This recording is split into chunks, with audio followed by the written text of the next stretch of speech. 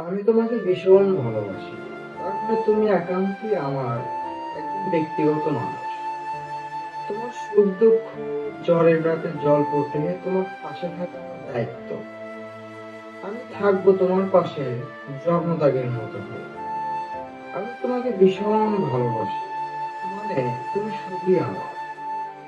তুমি অন্য কারোর সাথে কথা বলো, এটা আমি কখনোই সহ্য করবো না। তুমি তোমার এমন সুন্দর হাসি অন্য কারোর সামনে আসলে আমি কখনোই মানতে পারি না।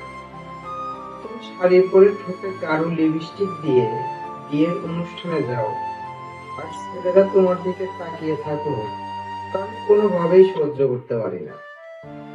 তুমি আমার, মানে তুমি একান্তই আমার।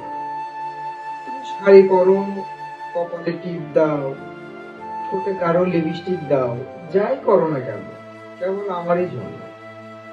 আমি দু চোখ ভরে তোমায় দেখবো, কোন এক পূর্ণিমার রাতে মাথার উপর চাঁদকে রেখে তোমার কপালে চোখে বলবো, আমি তোমাকে ভীষণ ভালোবাসি।